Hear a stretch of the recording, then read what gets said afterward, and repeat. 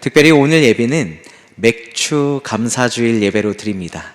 교회 용어 사전에는 이 맥추가 보리를 추수하다라고 하여 우리 한국 문화 가운데에서는 봄이 끝나가는 즈음의 시기에 우리가 보리를 추수하는 것을 기념하여 한국 교회에서는 7월 첫째 주일을 맥추 감사주일 절기로 지키고 있습니다. 근데 성경에서는 이제 유대인들의 농사는 좀 시기가 조금 다르기 때문에 사실 맥추절이라고 하는 절기가 있지만 그 원형을 가져오되 사실은 똑같이 날짜가 맞지는 않아요. 그런데 우리가 기억해야 할 것은 이 맥추 감사주의를 지키는 본질이 어디에 있느냐인데요. 우리가 상반기를 저희가 하나님의 은혜 가운데 보낸 것을 감사하고 또 오늘로부터 시작되는 한 해의 하반기를 하나님께서 또 어떻게 채우실지를 기대하며 감사하는 그런 귀한 주일이 되기를 간절히 축복합니다. 제가 유튜브의 한 영상 가운데서 봤는데 5월 진행되었던 유퀴즈 온 더 블록이라고 한 예능 프로그램에서 배우 김우빈 씨가 출연을 했었습니다. 근데 그 김우빈 씨가 15년째 매일 감사일기를 쓰고 있다라고 합니다. 그런데 이 배우가 언제부터 이 감사일기를 쓰기 시작했냐면 그가 모델로서 데뷔를 하고 배우로서 무명의 시절을 보내다가 상속자들이라고 하는 드라마로 일약 스타가 되었는데 그가 그 스타의 자리에 올라서 배우 연기를 하는데 이게 나 혼자만의 힘으로 된 것은 아니고 많은 사람들의 도움과 환경이 있었기 때문에 그렇구나를 깨달은 후에 자신에게 주어진 매일매일 감사를 쓰기 시작했다라고 합니다. 그런데 너무나도 신기하게 그 일 이후로 상속자라고 하는 드라마가 그리고 점점점 연기의 필모가 점점 쌓이면서 이제 제법 대한민국에서는 유명한 배우가 되었지요. 그런데 그렇게 유명한 배우가 됐음에도 불구하고 15년째 지금도 감사일기를 쓰는 이유가 있는데요. 그가 그 처음 나에게 주셨던 마음을 잊지 않기 위해서 오늘도 매일매일 이 일기를 쓰고 있다라고 합니다. 그것이 잘 되고 있으나 내가 빈하고 어려운 환경 가운데 있으나 그가 꾸준히 나에게 베풀어 주신 은혜에 기억하면서 계속 일기를 썼다라고 하는 것이죠. 이렇듯 세상에서도 사람들은 자신에게 주어진 것들에 감사하는 것이 아주 좋은 미덕이고 그래서 수많은 사람들이 당신들은 감사를 선택해야 됩니다라고 이야기를 합니다. 그런데 우리 그리스도인들은 어떻습니까? 세상 사람들과 똑같이 그저 나의 주어진 환경에 대해서 내가 감사하기로 선택하는 것이 우리에게도 필요할까요? 저는 여기서 우리는 한 걸음 더 나아가야 된다고 생각합니다. 우리는 감사를 선택적으로 하는 게 아니라 내가 성공하기 위해 하는 게 아니라 우리에게 생명을 주시고 우리를 주님의 나라 가운데 참여하셨기 때문에 우리는 당연히 마땅히 매일매일 주님께 감사를 드려야 한다입니다. 그렇기 때문에 오늘 말씀의 제목은 감사, 선택이 아닌 필수이고요. 세상 사람들과 우리의 감사의 차이가 무엇이고 또 우리는 어떻게 하나님께 감사해야 되며 그 감사를 하나님께 올려드릴 때 하나님께서는 어떤 은혜와 어떤 사명으로 우리를 초청하시는지 함께 말씀을 통해서 은혜를 나누고자 합니다. 우리가 오늘 함께 읽은 본문 누가복음 17장 말씀은 우리가 잘 알고 있는 10명의 나병 환자를 예수님께서 치유해 주신 사건의 이야기입니다. 누가복음은 왕이 되신 예수 그리스도에 대한 강조점을 가지고 저작된 복음서인데요. 그렇기 때문에 이 복음서 안에서 예수님께서 갈릴리 지역으로부터 하나님의 일들을 시작하여 마침내 예루살렘까지 가는 그 여정, 그래서 그 예루살렘 가운데 왕이신 예수님의 통치자로서의 모습을 회복하는 것을 그리고 있습니다. 그런데 우리가 잘 알고 있는 것처럼 예수님에게 있어서 예루살렘은 어떤 곳입니까? 그 왕궁에 들어가서 통치자가 되고 사람들을 다스리는 곳이 아니라 십자가가 기다리고 있는 곳이었고 죽음으로 말미암아 고통을 받아야 했던 자리가 바로 예루살렘이죠. 하지만 세상의 눈으로 봤을 때 그 예루살렘은 피해야 되는 공간이고 죽음과 고통의 공간이었지만 하나님 나라의 관점에서 예수님이 가시는 그 예루살렘은 하나님께서 사랑하시는 백성들에게 영원한 통치와 생명을 주는 진정으로 왕이 되시는 여정이고 자리였다라고 하는 것이죠. 그런 여정의 가운데에서 예수님께서 점점 예루살렘을 향해서 가는 가운데 끊임없이 하나님의 사랑하는 백성들에게 필요를 채워주시는 모습을 볼 수 있습니다. 줄인 자들에게는 오병이의 기적으로 먹이시고요, 귀신 들려서 고통받고 있는 인생은 귀신을 쫓아주시고, 신음하고 괴로워하고 육신의 연약함으로 말미암아 눈물 짓는 자들 가운데 치유와 회복을 주셨다라고 하는 것이죠. 그 치유하시는 예수님께서 갈릴리와 사마리아 지역 사이를 지나 한 마을을 지나가고 있다는 첩보를 오늘 이 10명의 나병 환자는 듣게 되는 것이지요. 그리고는 그 예수님을 찾아 헤매입니다. 그러다가 그 예수님께서 계시는 그 마을에 머물러서, 그들은 더 이상 마을에 들어갈 수 없는 존재이기 때문에 마을 밖에서 큰 소리로 예수님께 외치는 겁니다. 예수님, 우리를 불쌍히 여겨 주십시오. 그런데 이들이 왜 이렇게 간절하게, 또 너무나도 처절하게 예수님을 외쳐야 했던 걸까요? 그거는 이들이 걸린 나병이라고 하는 것을 저희가 좀 이해해야 되는데, 우리가 현대 가운데 한센병이라고 하고 있습니다. 그리고 우리는 보통 이 한센병, 나병, 문병을 성경에서도 나오는 동일한 이 나병으로 생각을 하는데, 저희가 오늘 본문에서 읽는 이 나병은 좀 더 넓은 의미에서 생각을 해야 됩니다.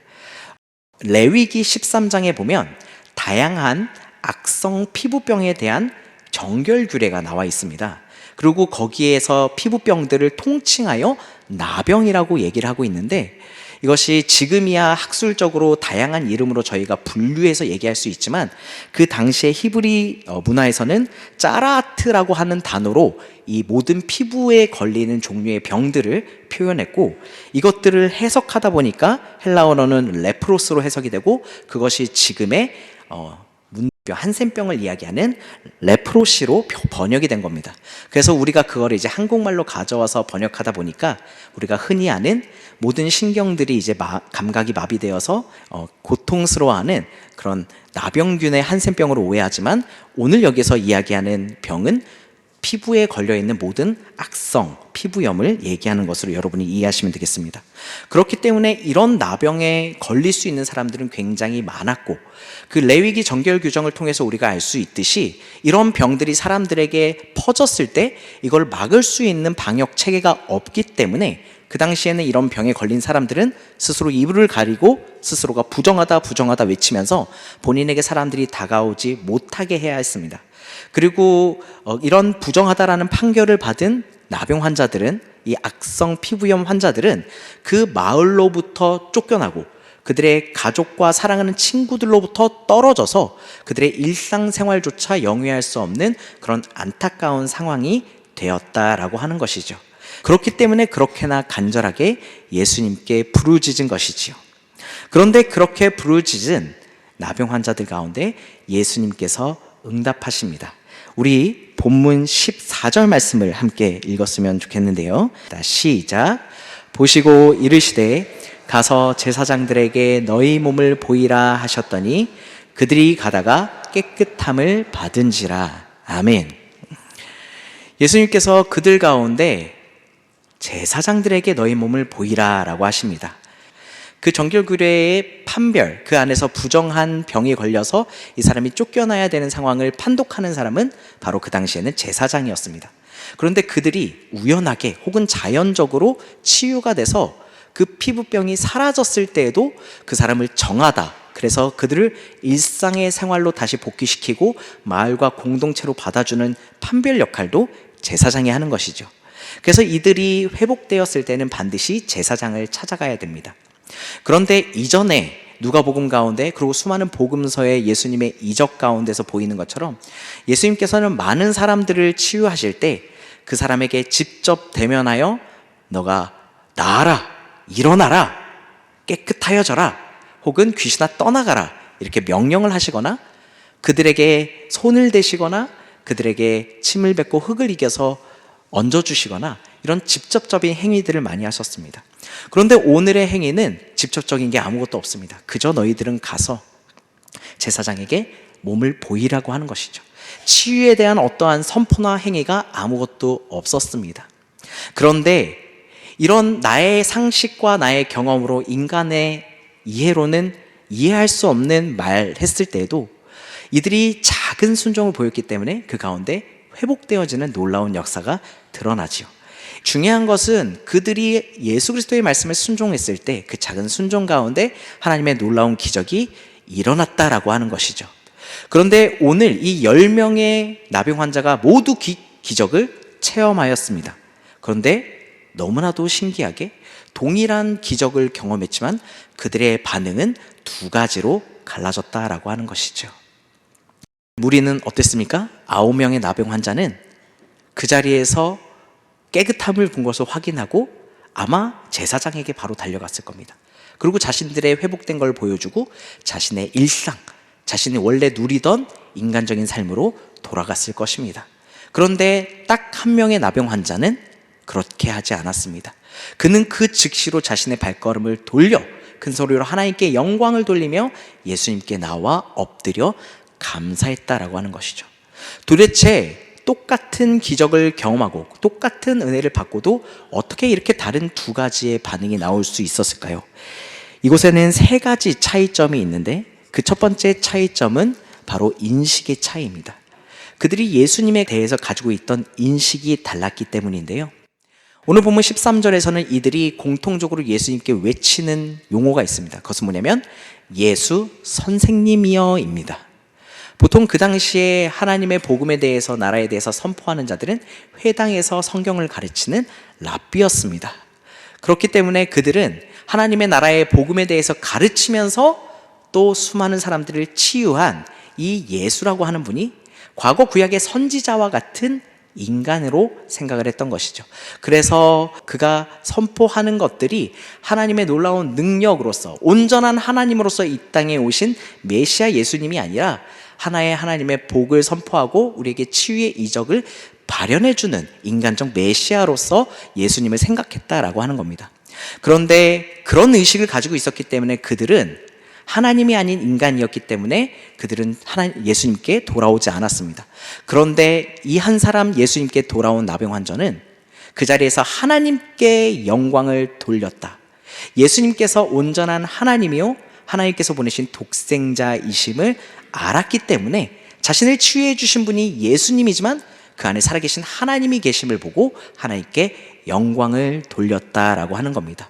우리도 때로는 우리가 살아가면서 경험하는 수많은 은혜들, 우리가 이 자리에 건강하게 예배드릴 수 있는 것들이 때로는 나의 덕분이라고, 때로는 인간적인 우리 부모의 덕분이라고, 상황과 환경의 덕이라고 생각할 수 있습니다.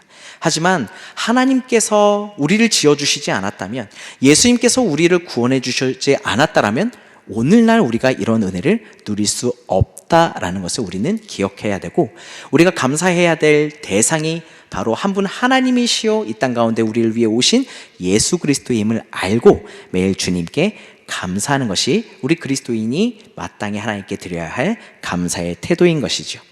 두 번째 차이점은 바로 그 은혜를 대하는 태도와 방식의 차이였습니다.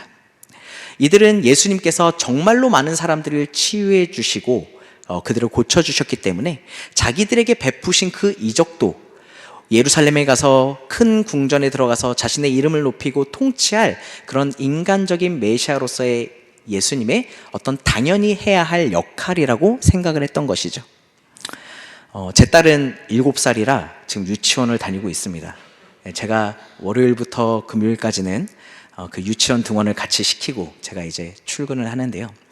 근데 그 유치원이 아파트 단지 안에 있어서 그 단지를 지켜주시는 우리 직원분이 차단기를 올려주셔야 유치원을 들어갈 수 있습니다. 그래서 제가 창문을 내리고 가까이에 붙어서 초소에 계신 분한테 유치원 등원이요 하면 차단기를 올려주시고 제가 이제 들어가는 거죠. 근데 어느 날 제 딸이 제가 그렇게 동일하게 이전과 같이 그냥 문을 내리고 유치원 등원이요 하고 그냥 쑥 들어가는데 저희 딸이 저에게 이렇게 얘기하더라고요. 아빠, 근데 아빠는 왜 감사하다는 인사를 안 해? 라고 하더라고요. 내가 왜 감사하다는 말을 하지 않았을까? 물론 내가 바쁘고 정신이 없고 빨리 교회 가야지 하는 마음 때문에도 있었겠지만 그 깊은 내면 안에는 저 사람이 저 일을 하는 게 당연히 저 사람이 해야 할 일이고 월급 받고 하는 일이기 때문에 굳이 내가 감사하지 않아도 된다라는 알량한 마음이 있었다라고 하는 것이지요. 그런데 오늘 우리가 이 자리에 있는 것도 동일한 겁니다. 이것은 우리가 마땅히 해야 할 감사, 하나님께서 우리에게 베푸시는 은혜는 하나님께서 자신의 형상대로 우리를 지어주셨기 때문에, 나를 백성으로 삼아주셨기 때문에, 이제 예수님의 제자가 됐기 때문에 예수님이 당연히 책임져 주셔야지. 그래서 경제적으로 나를 부유하게 해주시고, 육신적으로는 건강하게 해주시고, 내가 예배에 나올 수 있는 상황과 환경 주님께서 만들어 주셔야지. 아니면 나는 안 나올 거야. 아니면 나는 주님께 예물을 드리지 않을 거야. 아니면 나는 주님 앞에 헌신하지 않을 거야 라는 마음이 혹시 우리 가운데 있지는 않은지 우리가 돌아봐야 됩니다. 그리고 하나님께서 베푸신 은혜를 혹 조금이라도 당연하게 여기는 마음이 있었다면 그것이 당연한 것이 아니라 하나님의 온전한 은혜와 사랑 가운데 나를 향하신 특별한 계획으로 베푸신 것을 기억하고 그 주님께 나아가는 우리가 되기를 간절히 축복합니다. 마지막으로는 간절함의 차이였습니다. 이 10명의 나병 환자를 얘기하고 특별히 돌아와서 주님께 영광 돌린 이 한 나병 환자를 얘기할 때 본문은 그가 사마리아인이었다라고 이야기를 하고 있습니다. 우리가 잘 알고 있는 것처럼 사마리아인은 어떤 취급을 당했습니까? 유대인들에게 적대적이고 아주 멸시와 천대를 받는 민족들이었죠. 그런데 그런 멸시 천대를 받는 사마리아인이 나병까지 걸린 겁니다. 얼마나 더 괴로웠겠습니까? 그렇기 때문에 그의 인생은 정말 주님이 아니고서는, 정말 하나님께서 회복시켜 주시지 않고는 더 이상 살아갈 이유와 의욕을 찾을 수 없는 아주 낮아진 마음의 상태 가운데 있었다라고 하는 겁니다. 그렇기 때문에 더욱 간절히 주님을 바랬고, 그런 아주 낮아진 마음과 간절함 가운데 주님을 찾았을 때 주님께서 찾아와 주시고 허락해 주신 그 은혜가 너무나도 크게 느껴졌다라고 하는 것이죠. 그런 간절함이 있었기 때문에 그는 하나님이신 예수 그리스도 앞에 온전히 달려가 감사를 드렸습니다. 우리 또한 하나님께서 우리의 어려움을 살피시고 아시고, 때로는 하나님께서 정말 우리 가운데 있는 그 고통 가운데 외면하고 계신 건 아닌가 이런 생각이 들지라도 그럼에도 불구하고 여전히 우리를 지켜보호하시며 우리에게 더 큰 은혜를 주실 줄로 믿고 우리 주님 앞에 나아가는 광성의 모든 성도님들이 되기를 간절히 축복합니다. 그러면 우리는 그리스도인으로서 이렇게 하나님 앞에 마땅히 감사를 드려야 되는 그런 태도와 인식과 그런 간절함이 있어야겠는데, 그럼 어떻게 우리는 하나님 앞에 감사를 표현할 수 있을까요?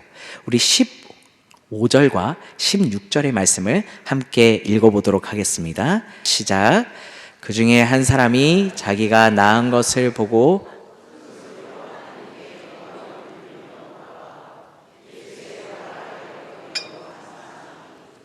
사마리아 사람이라. 아멘. 이 사마리아 사람이면서 이 나병 환자에 걸렸던 이 사람이 지금 치유함을 받았지만 지금 이 사람에게 있는 것은 무엇입니까? 그가 돈이 있습니까? 그가 인맥이 있습니까? 그가 권력이 있습니까? 아무것도 없죠. 그렇기 때문에 그는 오직 그에게 하나 있는 몸뚱아리 가지고, 그의 몸을 가지고 하나님께서 회복시켜 주시고 치유해 주시는 그 몸을 가지고 적극적으로, 그리고 온 힘을 다해서 하나님께 영광을 돌리고 감사를 표현하고 있다라고 하는 것이지요. 감사는 이렇게 의식적으로, 의지적으로, 그리고 최선을 다해서 적극적으로 표현해야 되는 것입니다. 물론 하나님께서, 예수님께서는 우리의 감사를 받기 위해서 우리에게 은혜를 베푸시는 분도 아니고 치유를 하시는 분도 아니십니다. 하지만 예수님께서, 하나님께서 우리에게 감사를 요구하지 않으셨다고 해서 우리가 감사를 표현하지 않아도 되는 건 아닌 거죠. 그렇기 때문에 우리는 그 베푸신 은혜에 우리의 가지고 있는 모든 것을 최선을 다해서 동원하여 감사를 드릴 때에 하나님께서는 더 큰 감사로 우리 가운데 채워주신다라고 하는 것이죠. 100 감사 운동으로 유명한 안남은 목사님의 이야기를 잠시 나누고자 합니다.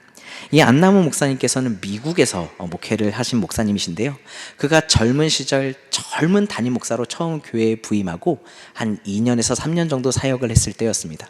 그 교회에 왕 언니라고 불리는 권사님이 한 분 계셨습니다. 그런데 이 권사님이랑 처음에는 잘 지냈는데 아주 사소한 오해가 계기가 되어 이분과는 완전히 담을 쌓고 지내게 되었다라고 합니다.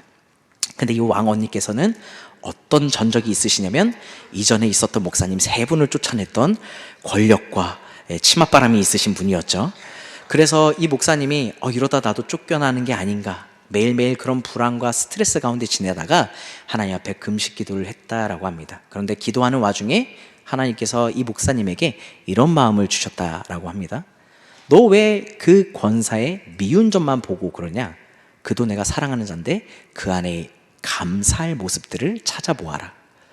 그래서 이 하나님의 주신 마음을 응답으로 받아들이고 그때부터 그 권사님에 대한 감사를 하나 둘 적기 시작하는데 한 30개 정도까지는 적었는데 50개가 넘어가는 순간부터 하나도 나오지 않다라고 하는 겁니다.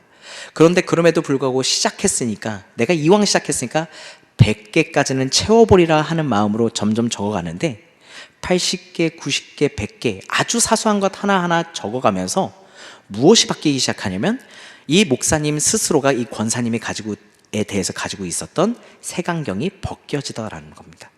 내가 이런 점 때문에 권사님을 미워하고 싫어했었는데 알고 보니 그것이 오히려 감사한 모습이었다. 그래서 이 100개의 감사 편지를 다 꽉 채우고 직접 드리기가 민망하여 차를 몰고 가서 그 집 앞에 놓고 돌아왔다라고 합니다. 그리고는 초조하게 몇 날 며칠을 기다리다가 드디어 대망의 주일이 됐는데 평소였으면 아는 체도 안 하고 그냥 예배의 자리로 들어갔을 이 권사님이 직접 목사님 앞에 찾아와서 목사님, 제가 그렇게나 목사님을 힘들게 하고 괴롭게 했는데 목사님 저에 대한 감사를 100가지나 적어주시다니요. 제가 너무나도 죄송하고 감사합니다 하고 관계가 회복되었을 뿐만 아니라 그로 말미암아 하나님의 몸된 교회를 함께 힘있게 섬겼다. 그것이 계기가 되어 이 목사님께서 이제 전 교회에 100 감사 제목 운동해가지고 사람들에게 알려주고 이걸로 은혜를 많이 누렸다라고 하더라고요. 저도 그래서 한번 해보았는데요. 제가 가장 사랑하고 감사하는 사람을 대상으로, 저희 아내랑 딸을 대상으로도 써봤는데 아직도 30개를 못 썼습니다. 근데 이만큼 감사가 사실은 쉽지 않다라는 거예요. 우리 인간적인 본성에서 이것들을 적는 것들은 정말 수고하고 애쓰고 마치 참기름을 짜내듯이 쥐어 짜내야 나올 수 있는 게 감사라는 거죠.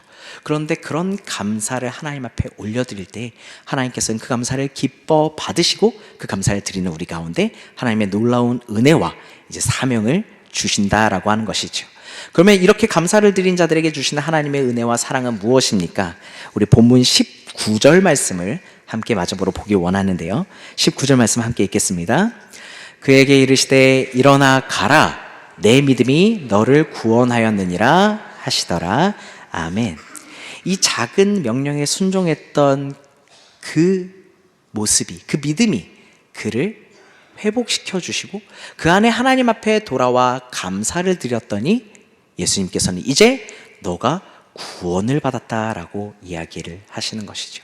그런데 오늘 이미 구원받은 우리에게는 이 말씀이 어떻게 적용되느냐? 이미 우리 가운데 하나님께서 그 구원을 주셨는데 그 구원 가운데 우리가 더욱 감사하며 또 하나님 앞에 왕 대신, 우리의 하나님 대신, 그리고 우리 가운데 놀랍게 그 간절함을 더해 주시는 그 하나님께 감사함으로 우리가 살아갈 때 우리를 통해서 아직 주님을 알지 못하는 우리의 자녀들이, 우리의 가족들이, 우리의 친구와 이웃들과 나라와 열방이 주님께 구원을 얻는 놀라운 역사가 일어나게 될 것이라고 하는 겁니다. 간절히 바라기는 우리 하나님 앞에 온전한 감사를 드려 이미 구원받은 가운데 구원에 구원을 더하는 광석교회 성도님들을 통해 우리 안에 아직 주님을 알지 못하고 감사가 무엇인지 알지 못한 이들이 이제는 우리를 통하여 반드시 주님 앞에 드려야 되는 감사를 깨닫고 그 감사를 주시는 왕 되신 하나님을 만나 영원한 구원 가운데 이르게 되기를 간절히 축복합니다.